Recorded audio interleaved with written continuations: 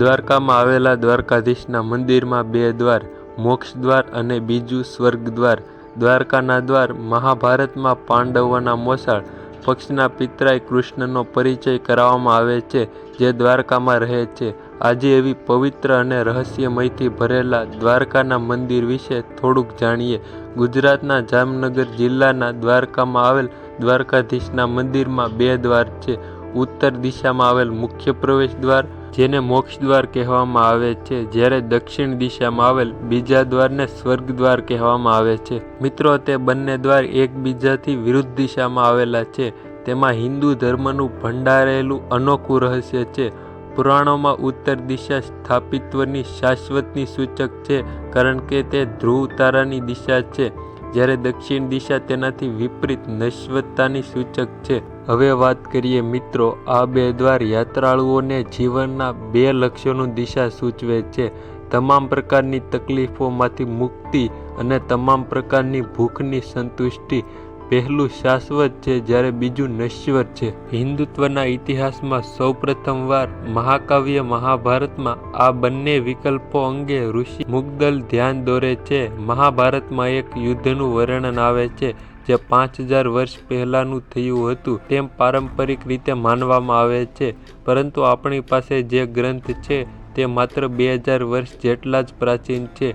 અહીંયા વૈદિક વિધિ વિધાનો અનુસાર પ્રાપ્ત થતા સ્વર્ગ અને જ્ઞાન દ્વારા પ્રાપ્ત થતા ઉપનિષદમાં મોક્ષ કેવી રીતે મળી શકે એ વિશે વિસ્તારથી જણાવ્યું છે. આ મહાભારતમાં જ પાંડવોના મોસાળ દ્વારકામાં વસતા કૃષ્ણને દ્વારકાધીશ કહેવામાં આવે છે, અને તે શબ્દનો અર્થ દ્વારકાના રાજા સમજવામાં આવે છે, કારણ કે કૃષ્ણ માત્ર રાજા નહીં, દરેક પ્રજાજનના મિત્ર કે સખા બન્યા છે, જે કદાચ રામ નથી બની શક્યા.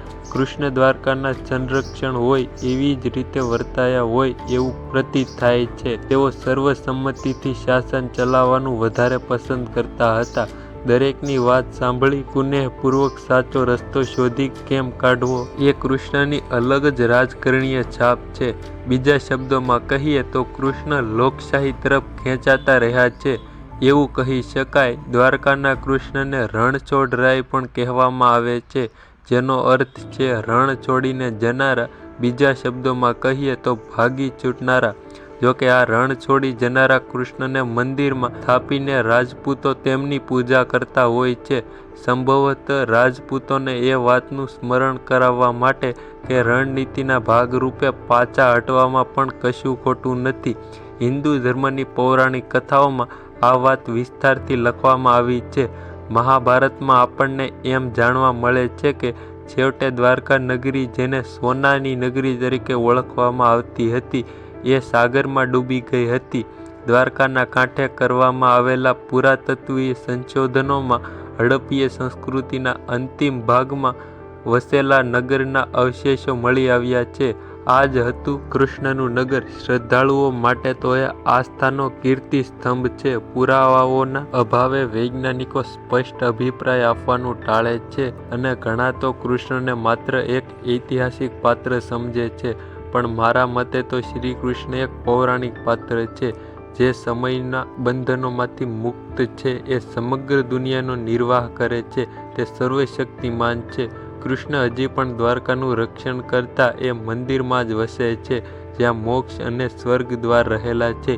હિન્દુઓનું એક એવું પવિત્ર મંદિર અને દિવ્ય તીર્થ સ્થળ જ્યાં એમના આરાધ્ય દેવ શ્રી કૃષ્ણનો આત્મા વસે છે. આવો નટખટ, પ્રેમી, પરિપક્વ, ચતુર, રણછોડ અને પ્રેમાળ સખા જેવા વિવિધ સ્વરૂપોમાં સર્વશ્રેષ્ઠ સાબિત થનારા શ્રી કૃષ્ણને સમજવા પ્રયત્ન કરીએ.